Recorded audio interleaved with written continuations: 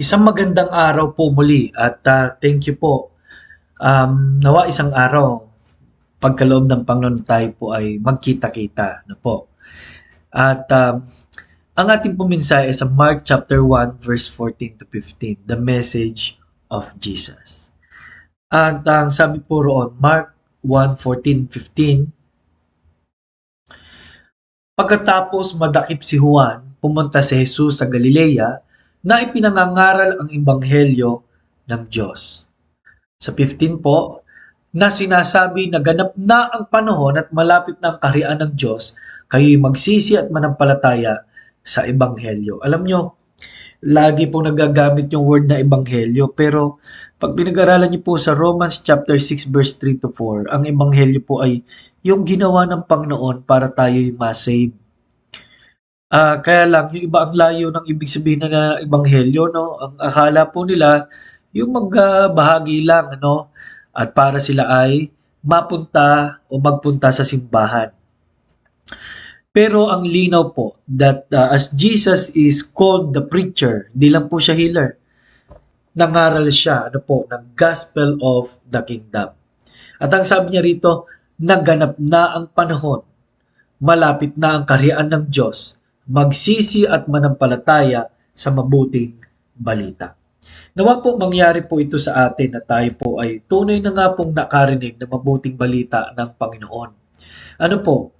Na siya po ay namatay, nalibing para sa ating mga kasalanan. May regalo siya na buhay na walang hanggan. Bakit the time is fulfilled? Kasi po ang haba po ng oras na pinagmasdan natin sa Biblia na mga hayop na pinapatay para pangtakip sa kasalanan. Ngayon, sa oras na ito, hindi lang tatakpan, kundi hugasan na ng Panginoon. Ano po? Ito ang panahon na ang anak ng Diyos ay napunta sa lupa, ano po, at kanya pong isasagawa ang katuparan ng lahat ng kautusan. Kung ang kabayaran ng kasalanan ay kamatayan, ang Panginoon ang namatay. At kaya nagbigay na siya ng panibagong pagkaataon. Ito po ay pagkaataon sa biyaya. Ano po?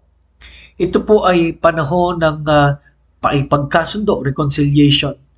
Ito po ay panahon na yung dating alitan ng Diyos sa tao ay maging sakdal na maayos. Ano po?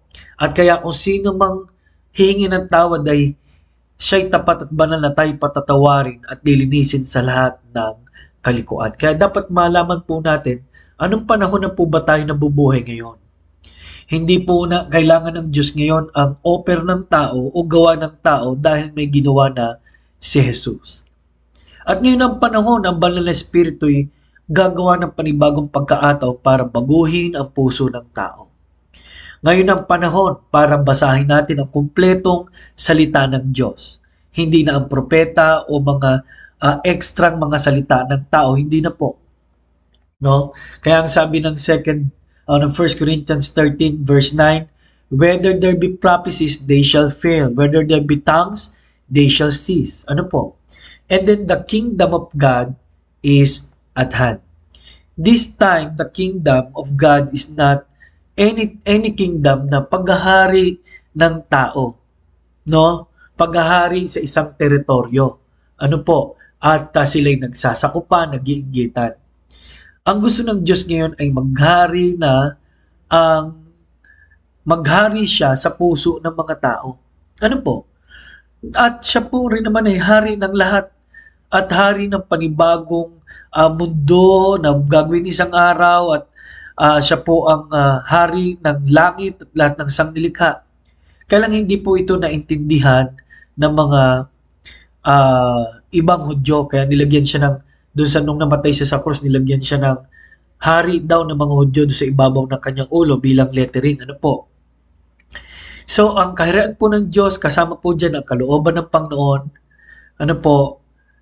Yung kaharian ng Diyos, kasama po dyan yung physical na establishment ng kingdom ng Diyos isang araw na wala ng pag-iyak, wala ng kalungkutan. Ano po? Lahat po yan bahagi po ng kingdom ng Diyos. Ano po? At lahat po, yung total conclusion ng lahat ng bagay kung ba't ginawa ng Diyos ang lahat-lahat ng ito sa sangnilikha ay sa kaharian ng Diyos. Ano po? Kahit po yung kakumpletuhan ng ating ng gospel, ano po, kaya tayo isinave, kaya po yung Israelite din ay sinave, ano po, kaya nangyari mga bagay na to. Lahat po yan papasok doon sa paghahari ng Diyos sa atin. Ano po. So, napakaliwanag po ng sabi ng Hebrews 9:27. Mag-ingat po tayo, no? Kasi itinakda sa tao na mamatay na minsan pagkatapos ito'y paghukom. Mahalaga po na maintindihan natin yan na ang action po natin sa mensahe ng Panginoon bilang mga ngaral ay napakahalaga. Ano pong action yon? Nawa tayo po'y magsisina at manampalataya sa Panginoon bilang tagapagligtas.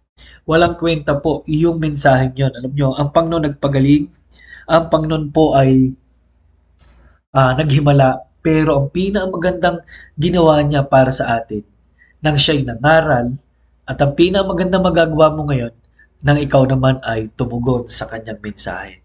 2,000 taon na po ang mensaheng ito, pero nakakalungkot. Marami pa rin pong tao ang nalilito kung ano ba talagang mensahe ng Panginoong Hesus. Nawa sa iyo ay malinaw na. Nawa tinanggap mo na siya bilang tagapagligtas. Ang regalo niya ay nasa iyo na. Panginoon, salamat po sa mensahe sa araw na ito. Nawa kayo ang siyang patuloy na magmensahe sa puso ng bawat isang nakikinig. Maraming salamat po. Ito po ay aming samo at dalangin sa pangalan ni Jesus. Amen. Ito po muli si Pastor Paul Jason Borja nagsasabing kailangan natin ang Panginoon. Papuri po sa Kanya lamang.